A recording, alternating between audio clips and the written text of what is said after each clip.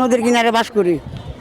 আর খাদ্য মাদ্য আইলে এদিকে এক্সট্রা মানুষ ইন্দুরের লেগে আমরা অত্যাচারে তারা লেগে আমরা খাদ্য পাই না, বুঝলেন, তারা লোড করে লই এদিকে যাচ্ছে। তো নিজে না খাইছি, আমার মেয়ে বাতরান দেন না, আমার খাওয়াই দিয়ে গেছে।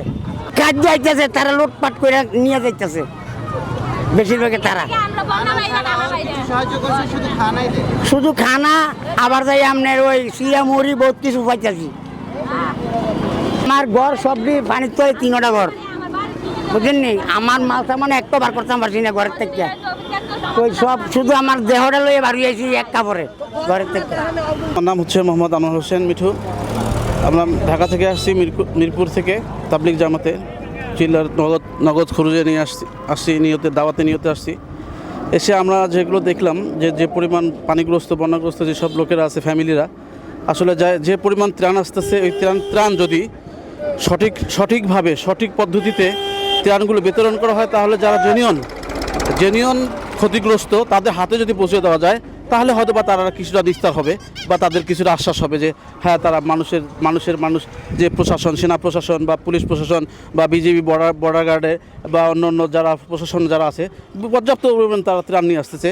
এই ত্রাণ যদি যারা অরিজিনাল বন্যাগ্রস্ত যারা যেসব মানুষ, তাদের দ্বারে গিয়ে যদি পৌঁছে দেওয়া যেত, তাহলে আমার মনে হয় এটা সহজ হতো এবং তাদের শুভকামনা হতো আর কি। ঠিক না। মোহাম্মদ আহমদ দিদারুল ইসলাম। আমরা তবলিগ জামাত আকারে এখানে আসছি, যেন দুনিয়াতে আজাব আসে আল্লাহ তাআলার গুনাহের কারণে। তো আমরা আসছিলাম মানুষ যেন আল্লাহর রাস্তায় যায় সে তার গুনাহকে বুঝতে পারে এবং সে তওবা করে তার গুনাহ থেকে ফিরে আসতে পারে। এই জন্য মূলত আমাদের এখানে আসা।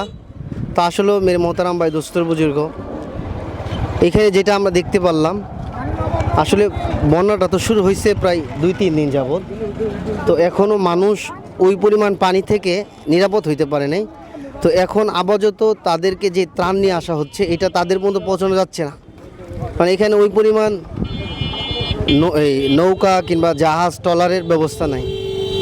তো এই জন্য এখন আপাতত ত্রাণকে অফ করে যখন পানিটা কিছু কমে আসবে, তখন তাদের বিভিন্ন লাইনে উপকারে আসলে আমাদের সবচেয়ে বেশি ফায়দা হবে।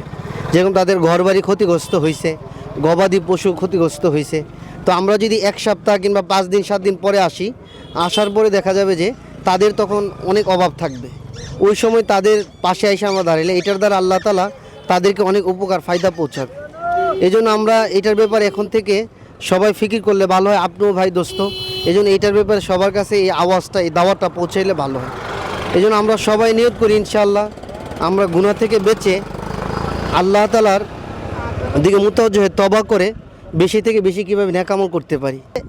ইন্ডিয়া থেকে পানিটা আসছে, এই জন্যই আমাদের এই দেশে এই কয়েকটা জেলা ক্ষতিগ্রস্ত হয়েছে। এই জন্য এটার ব্যাপারে আপনারা যারা এই মিডিয়া কাজ করতেছেন, এটার ব্যাপারে সরকারের কাছে বললে ভালো হয়। ভবিষ্যতে এরকম ক্ষতি আমাদের হইতেই থাকবে।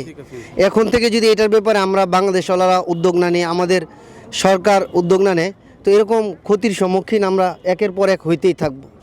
এই জন্য এটা আপনাদের কাছে আমাদের আবদার।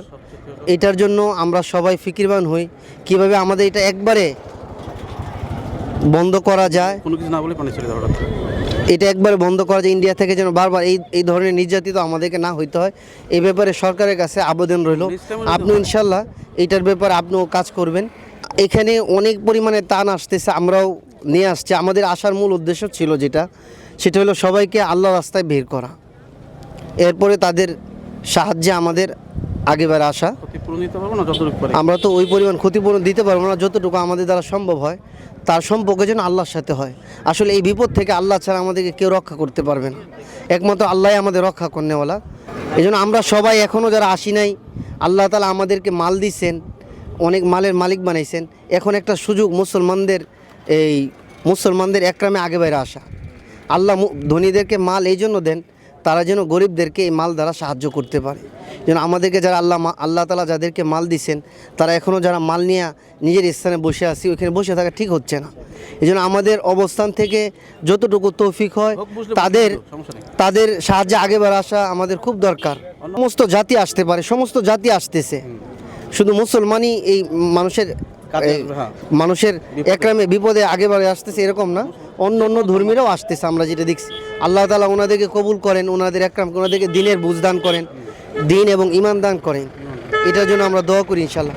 আর আমরা যারা এখনও বাংলাদেশের বাইরে আছি, বাংলাদেশের লোকজন এই জেলার কিংবা বিভিন্ন জেলার, তারা বিভিন্নভাবে তাদের সাহায্যে আগে বের আসলে ভালো হয়।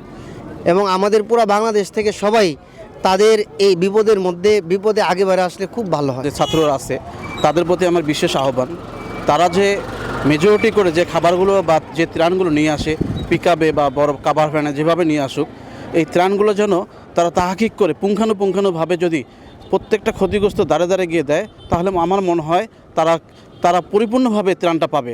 বিশেষ করে ছাত্রদের প্রতি আমার বিশেষ অনুরোধ রইল, তারা যেন দ্বারে দ্বারে গিয়ে এই খাবারটা প্রদান করে ইনশাআল্লাহ। আব্দুল ওহাব, আমি এই বেরিবাঁধের পাশে আমার বাড়ি। এখানে অনেক লোক অসহায় অবস্থায় পড়ে রয়েছে, রাস্তার কাঁধায় থাকে। আমার বাতিজা আছে, এখানে ছেলেরা আছে, সবাই অবস্থা খুব খারাপ, শোচনীয় অবস্থা।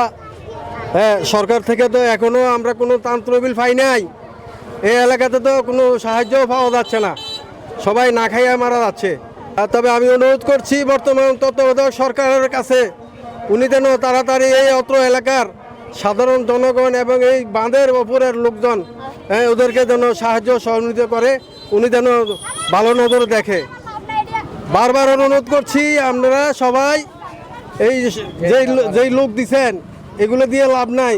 মানুষের খাদ্য দরকার, ওনাদের খানার দরকার, জায়গা স্থান দরকার, সহযোগিতার দরকার। এইসব লোক দিয়া লাভ নাই, কোনো লাভ নাই।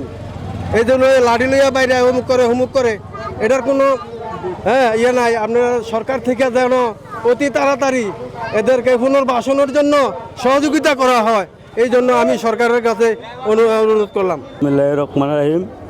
আমার নাম মাহাবুল হোসেন, আড়াইওরা পালপাড়া, গুমতিনগরের কাছে, কালীবাড়ির সামনে।